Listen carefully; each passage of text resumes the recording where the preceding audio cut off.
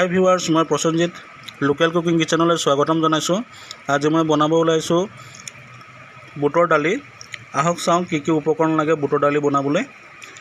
মই দুটা মিডিয়াম সাইজৰ মই বিলাহী কাটি লৈছোঁ আৰু ডাঙৰ সাইজৰ এটা আলু মই কাটি লৈছোঁ এনেকুৱা সাইজৰ, আৰু মিডিয়াম সাইজৰ মই দুটা পিঁয়াজ কাটি লৈছোঁ আৰু 6টা কেঁচা জলকীয়া এনেকৈ কাটি লৈছোঁ। লগতে আদা আৰু নহৰু মই থেতেলাই লৈছোঁ। আদা লৈছোঁ 2 ইঞ্চি মান আৰু নহৰু লৈছিলোঁ মই 10 ফুটামান আৰু 7টা ইলাইচি মই থেতেলাই লৈছোঁ। লগতে মই লং 4টা লৈছোঁ, দালচেনি এটা 1 ইঞ্চি মান আৰু শুকান জলকীয়া 4টা।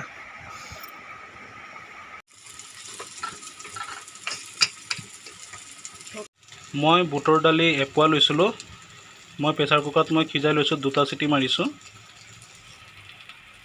সিজোৱাৰ টাইমত মই ইয়াত অকণমান মই নিমখ দিছোঁ। মাষ্টাৰ্ড অইল মিঠাতেল মই 50 গ্ৰাম মই দি ল'লোঁ। মই তেলটো এতিয়া গৰম হ'ব দিম।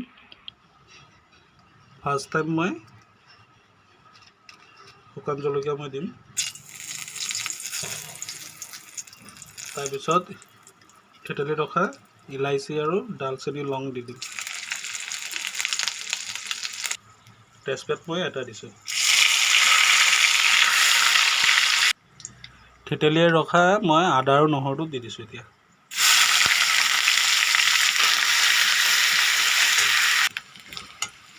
আদা নহৰু কেঁচা গোন্ধ নোযোৱালৈকে মই ভাজি লৈছোঁ।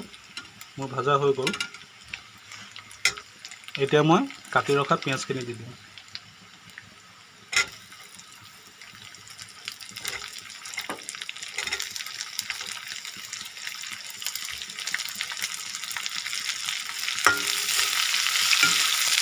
মই সোৱাদ অনুসৰি মই নিমখ এতিয়া দি লৈছোঁ।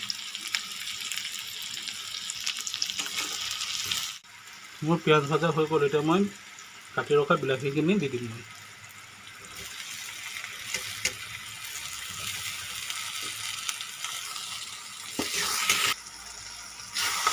মোৰ বিলাহী গলি গ'ল।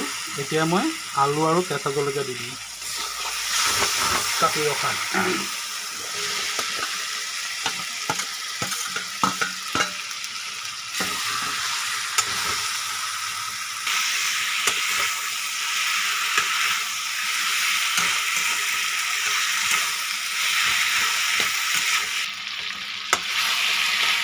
হাই ফ্লেমত 5 মিনিট ফ্ৰাই কৰি ল'লোঁ।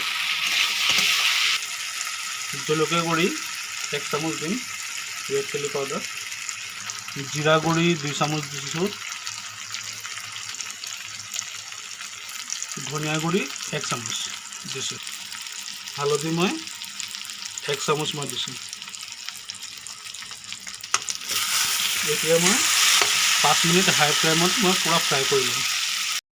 মই 5 মিনিট পূৰা ফ্ৰাই কৰি ল'লোঁ। এতিয়া মই বুটৰ দালিখিনি মই দি দিম।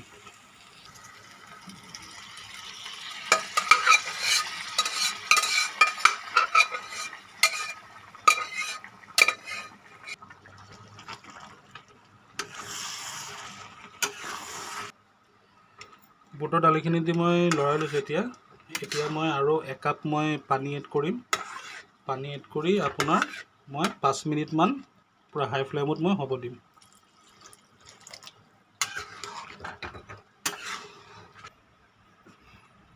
মোৰ বুটৰ দালি হৈ গ'ল। এতিয়া মই আধা চামুচ মই গৰম মছলা দিম। আধা চামুচ মই গৰম মছলা দিছোঁ। একেলগতে মই 2 চামুচ মই ঘি দিম।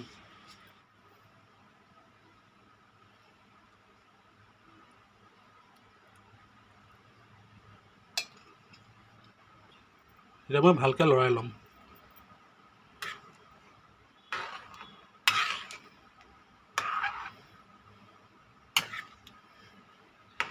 ঘিটো ধুলে ধুনীয়া টেষ্ট এটা আহে।